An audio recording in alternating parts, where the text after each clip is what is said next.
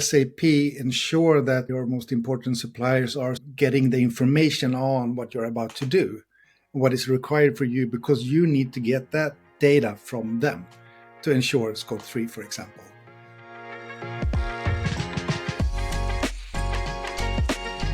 Welcome to the Sustainability Leaders Show, your go-to podcast for actionable insights from top sustainability leaders worldwide. I'm Max, co-founder of TSC, and I am your host today. The purpose of this podcast is to share the stories from those actually leading sustainability efforts in organizations around the world. In each episode, we uncover unique insights, lessons learned, and practical advice to help you drive sustainability in your organization. And this podcast is brought to you by the Sustainability Circle, the invite-only community exclusively for sustainability leaders.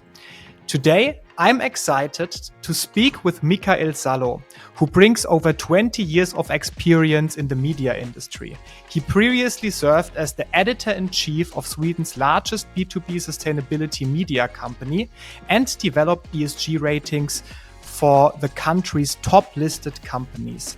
Currently, Mikael leads sustainability initiatives at a publicly listed company in the electronics and information technology sector. And in addition to this role, he advises various other companies and teaches sustainability courses in Sweden. In today's conversation, we'll dive into how Mikael has engaged the value chains of the companies that he has been working with to evaluate and source suppliers for sustainability impact. Mikael, it's a pleasure to have you on the show. Thank you for letting me be here and inviting me. Sure. I mean, as a founding member, I'm very happy to really do this episode today with you and have the first voice from Sweden on the podcast. Before we dive into the main topic, could you share a bit about how you first got involved into sustainability? Because this is always a question that I love to ask in order to also understand your path. What was maybe the pivotal moment of your experience that drew you into this field? Sustainability has always been close to my heart, and I studied at the Royal Institute of Technology in Stockholm. And it felt very easy and clear choice for me to go into environmental management and industrial production as a main topic, which I also did. And combine that with journalism and a curious mind that has led me to different new paths over the years. And it's a never-ending journey, I would say, where since sustainability is such a movable material, there's a lot of changes, has been a lot of changes, and a lot of changes coming ahead. So I don't know, it's something it's very purpose-driven for me, I would say. And at the moment, you have several assignments, right? As I already said in the introduction. For example, you are currently the Chief Sustainability Officer at a Swedish company in the information and hardware technology sector.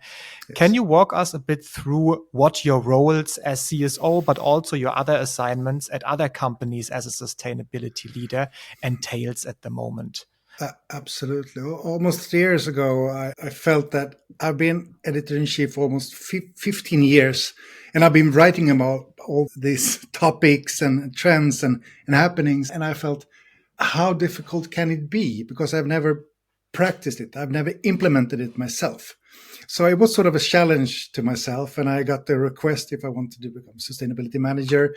And I felt that now it's time to find out. And it's been a very interesting and is a very interesting journey. And as a sustainability manager, the task is mainly to ensure that the company on all different levels are meeting the requirements from customer, but also from a legislative, regulative perspective. And with that said, that means that you need to, depending on what different topic it is, operate on different levels.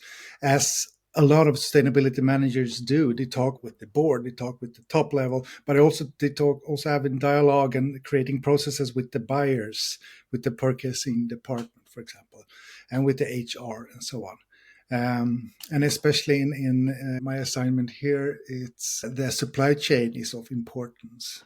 because that is key to success, I would say, from several perspectives.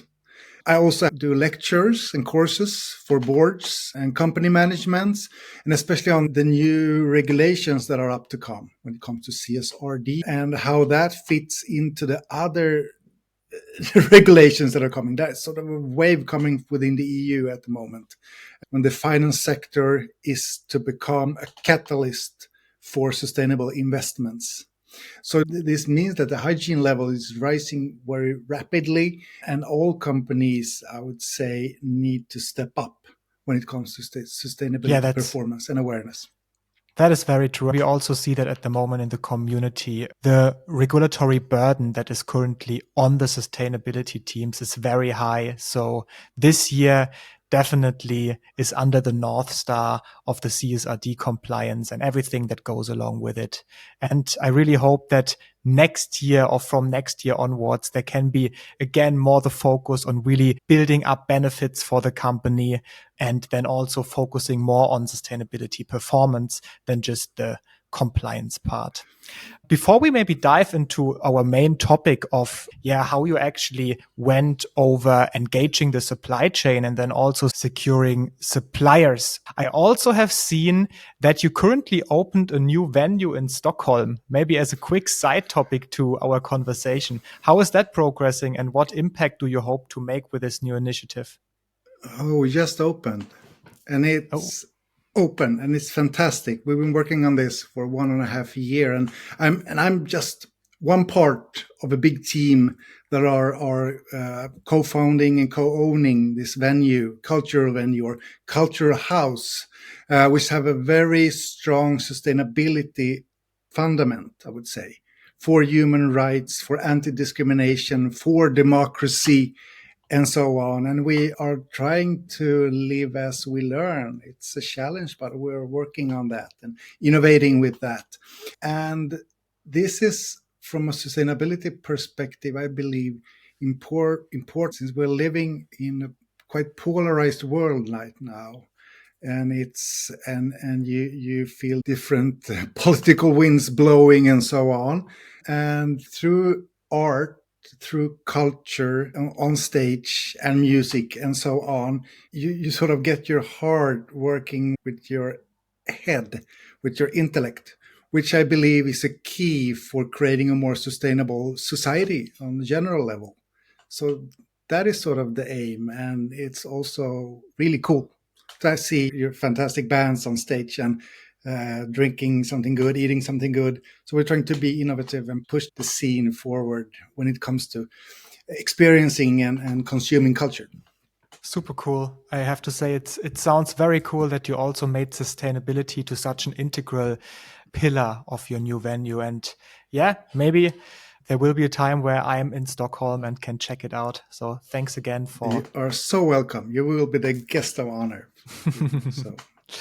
Okay, cool. Let's actually move on and come to our main topic of the day. Let's talk about value chains, a topic that everybody is talking about right now. And specifically, we actually want to talk about it in the context of supplier engagement and evaluation on how you tackled this in your role as CSO. But let's maybe start from the beginning. Why is engaging the supply chain so important? And then also how you actually went about it. Well, I would like to start with you earlier mentioned the regulatory burden that has come to all of us. And I would say that for all companies should be a good starting point, and just not to see it as a burden, but actually a possibility. Because when you look at the requirements are coming through, there will be some quite big changes ahead. This means with for example, CSDDD, the directive that really requires that large companies ensure that they do have a due diligence process in place, and they can take action if they find any problems in the value chain and so on. That will be really tough regulation. And that in combination with the CSRD, where companies do have a minimum criterion on their due diligence processes, so on, and also need to disclose those. Everybody need to level up This has been sort of voluntary before. This has earlier been presented in code of conducts and so on, but it has looked a little bit different for everybody. Now it is crystal clear what needs to be done and what is demanded from the regulatory.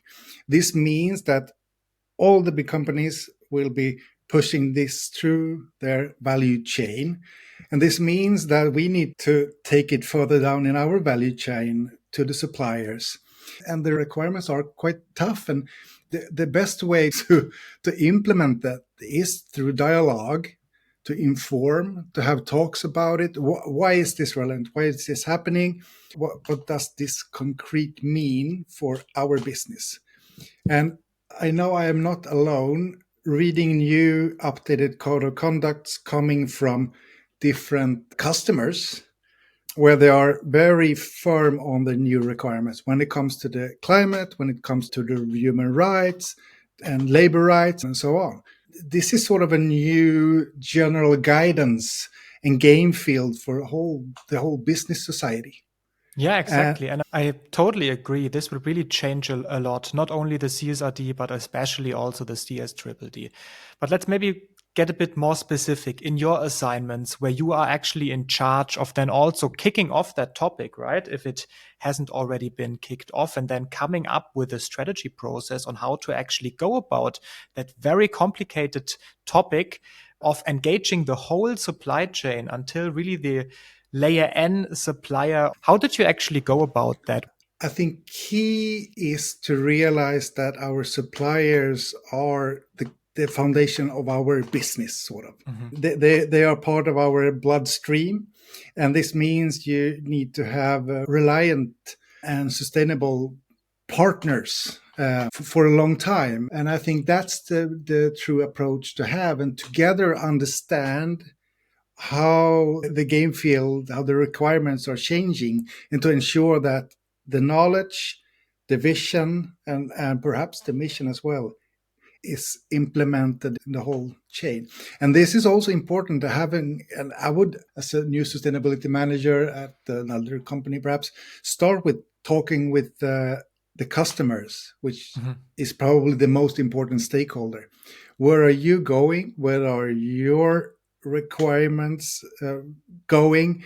Where do you want us to be a preferred supplier in 1 year, 3 years, perhaps 10 years? Where is the market going? So this is sort of, you need to monitor the future in some way. And with that knowledge, you can sit down with your top management and draw strategies, scenarios, make priorities, and so on. And in those priorities, perhaps the decision can be, okay, we have perhaps too many suppliers that will not fulfill our requirements. How can we deal with that? Perhaps you will find out that you are sourcing from only one country, and that is a risk. Okay, how can we diverse that risk in some way? And you can take actions on that over time. So this is sort of a risk and opportunity strategy you need to do. And you will do this when you are implementing CSRD to 100%. And this will involve all the key players in the organization, in the whole company. Is there a step-by-step process that you're following all the time when actually starting with such initiatives? I mean, when you're implementing CSRE and you look at the standard ESRS, there are processes that you need to do with the double materiality analysis, for example. And you're doing the impact analysis and the financial impact as well. And there you will get some key findings. But when you're implementing the action plan or the goals and so on, that is sort of up to the organization. But I mean, the first step is to, I would say, if we should divide them into some general steps, is to onboard or to start with getting the knowledge you need to be able to draw a new strategy or update your strategy. And for that, you need to gather key players in the organization and gather the data on your supply chain's key strength and weaknesses and so on, and take it from there. Yeah, I think also that one can easily get lost in all of that double materiality process. And I think one of the biggest hurdles that companies are facing is actually, okay, what do I prioritize first? And you said right now, and this is where I actually want to get to the core of the question, that you are sticking to the documentation that comes along with the CSRD and the ESRS framework. Is there anything that you would like to point out in specific that has been helpful for you that you want to share with the audience? Or any pitfall that definitely should be avoided? I mean, what probably everybody will need to do is the climate part, the climate transition plan, the scope 1, 2, and 3. That are major challenges and opportunities, if you look at it that way, to identify what in SAP ensure that your most important suppliers are sort of getting the information on what you're about to do, what is required for you, because you need to get that data from them to ensure scope 3, for example.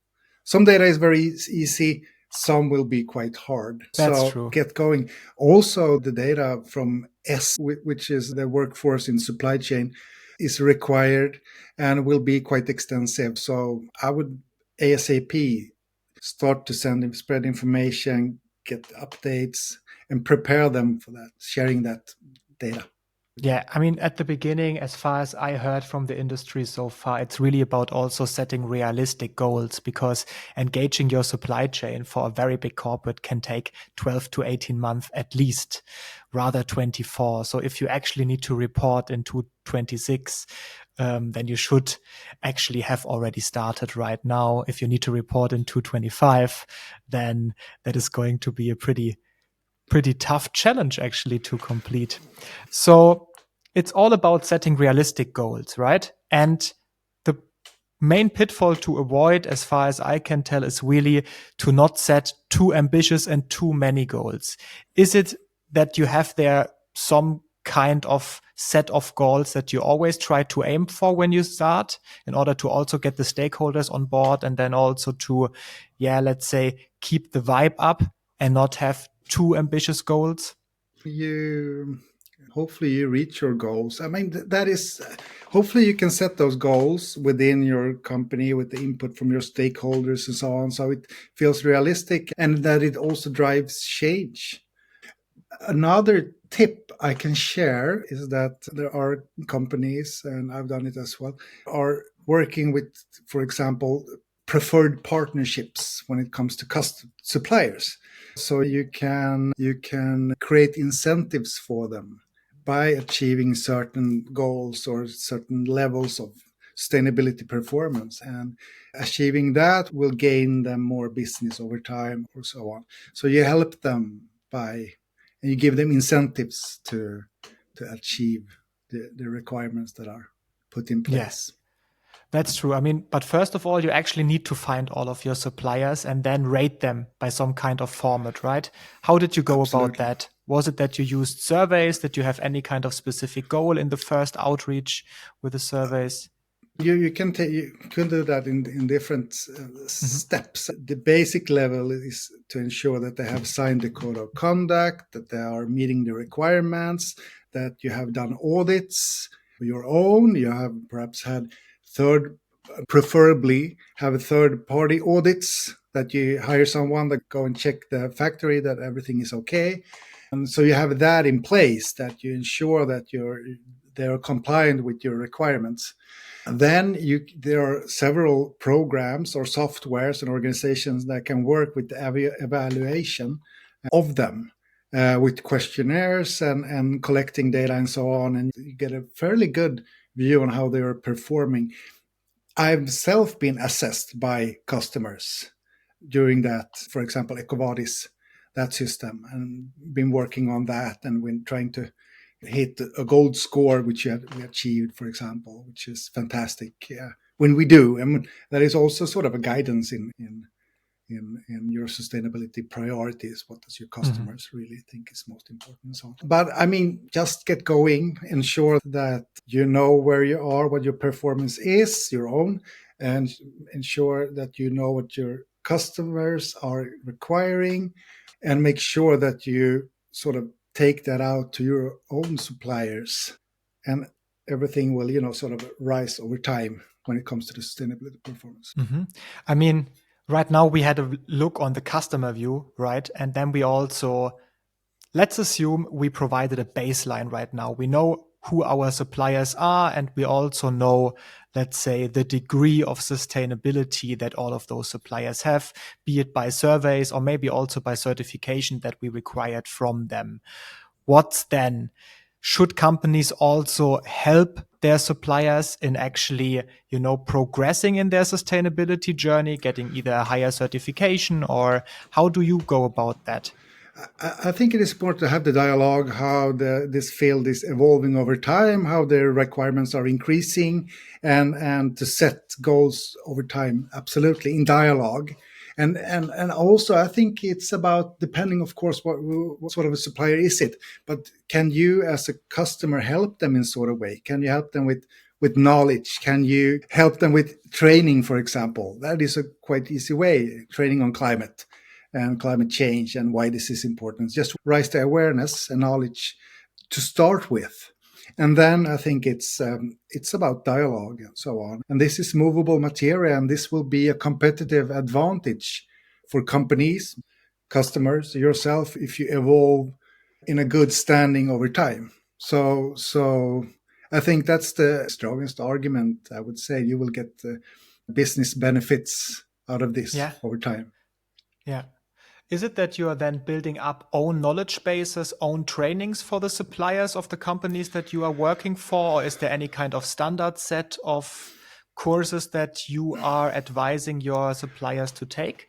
Actually, I've used some platforms that have been existing, and it's worked quite well. And they were actually developed for this single purpose, to be shared with, for example, Asian suppliers and companies on the climate awareness and knowledge and so on. So there's a lot of platforms out there. So you don't need to do everything yourself. You can work with your industry sector if you have a good relationship with which you should have, with your competitors or others.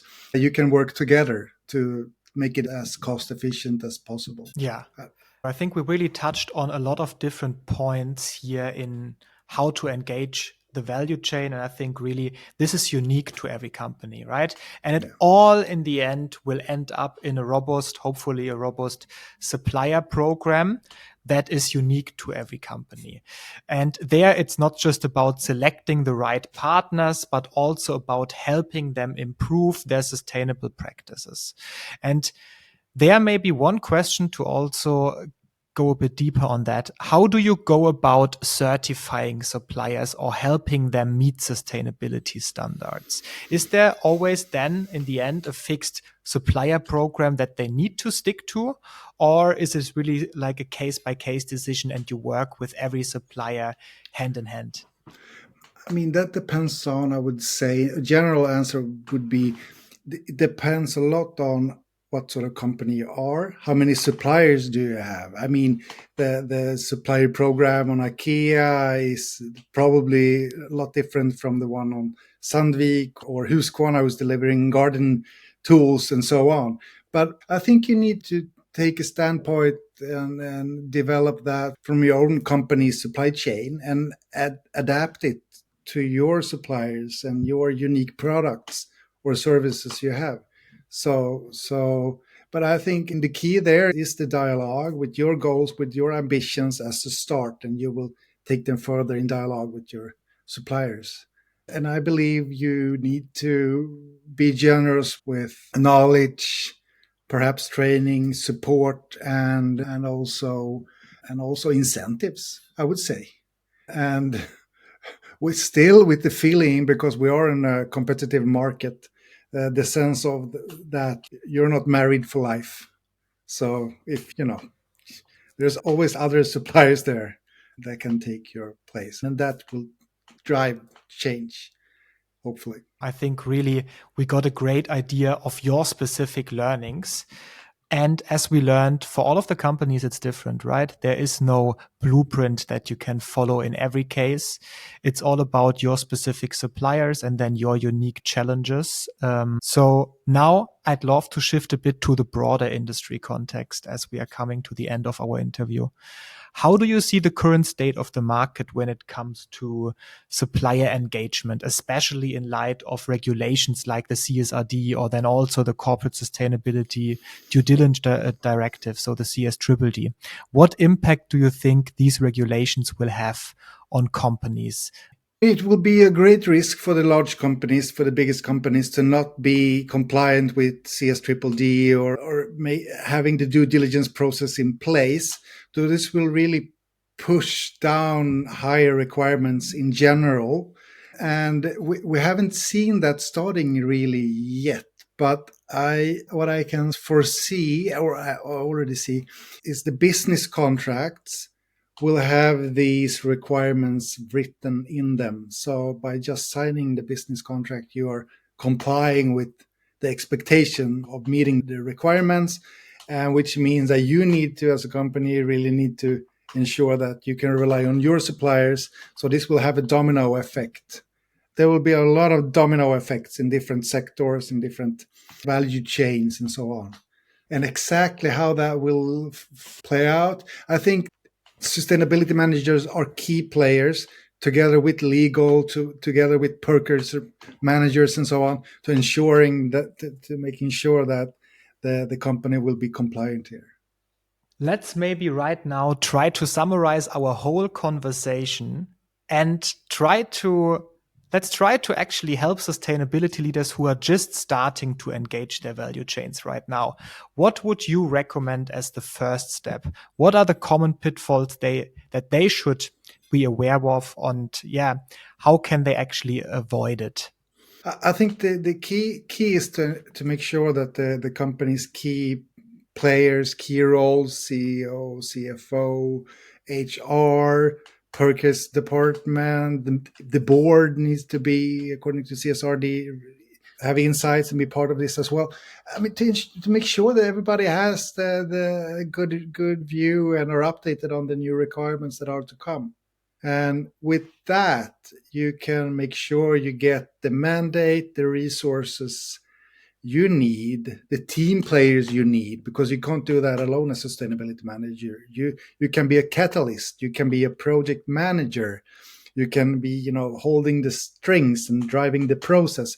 But a lot of people in organizations need to contribute as well and do their part and feel their responsibility and take responsibility and so on. More than anything, sustainability, I think, is a transformational challenge. And for that transformational challenge, you really need to have the people on board. And this is why sustainability is a stakeholder engagement challenge, right? In order to actually make the company sustainable, sustainability needs to get to the core of the business strategy, and you only accomplish that by getting all of the relevant and most important stakeholders of the company on board. That's very true, and I think that's a very good first step to actually get started. And now I'd love to close with a question about the benefits, because we talked again a lot about CSRD and a lot about CSDDD, and that's totally natural in such a, let's say, year right before the first reporting of the CSRD directive for the biggest companies. But as you already rightly said, it can have a lot of benefits for the company. So maybe let's close with some positive notes on what actually this could have of an impact for the company. What do you think? What is some of the most positive benefits for the companies if you do a great job and you engage the value chain in the right manner? I would say you're future proofing your business. If you don't do this, if you don't comply, if you don't lift these topics up to a strategic level and realize that it will be very expensive to pollute the climate, the nature, it will be a great risk if you're not making sure that you don't have any human rights risk or labor risks in your value chain. That will be expensive. And how much does it cost your company to lose some of your greatest customers, for example? or define that the CSDDD will perhaps be giving out if you don't ensure that you are compliant and so on. It's a lot of risk mitigating, but also finding the opportunities, because when you see the new policy from EU is kicking in, the negative climate impact will become very expensive. You will have great costs related to that probably, and your margins will decrease and so on. So, I mean, it's a lot of business risk. The game field is changing in a very dramatical way in the future. So everybody needs to do this. Yeah, I couldn't agree more. I mean, up until right now, we maybe talked about a competitive edge that you could have, right, if you do it voluntarily. Yeah. Right now, with all of those new regulations, being sustainable, being responsible means, or basically becomes, the new norm, right? And in some years from right now, every customer will expect that as a bare minimum. So in order to really avoid a lot of risk, the companies need to get moving right now and really, make sustainability one part of their core business strategy. Otherwise, they will not stay competitive over the long run. Exactly. Yeah. Mikael, thank you so much for all of the great insights. I am sure we could keep talking for the next hour at least. We are already coming to an end, to the end of this interview. Any last words that you want to give our listeners on the way if they are currently dealing with that topic? The new regulations are new for everybody. And as a sustainability manager, you often feel alone, but you are not alone. You have hundreds of people, or perhaps thousands, that are sitting in the same position as you with the same challenges. And there is great power and possibility in reaching out, for example, through your network and sharing anxiety and helping out each other. Sharing is caring philosophy. Don't hesitate to reach out, is my final advice, I would say, to other peers that has done the job or has the knowledge or can give you some good energy and tips on the way. So. Very true. You are not alone in that process. This is exactly the reason why we actually founded the Sustainability Circle, to really provide a place where sustainability leaders can come together and help each other drive sustainability in their organization by sharing the unique insights that you can only get from another like-minded peer. So thank you so much for joining us today, Mikael. It was a pleasure having you. And to anyone who's listening, stay tuned for the next episode. Don't forget to subscribe and leave a review. See you next time at the Sustainability Leaders Show. Thanks and bye.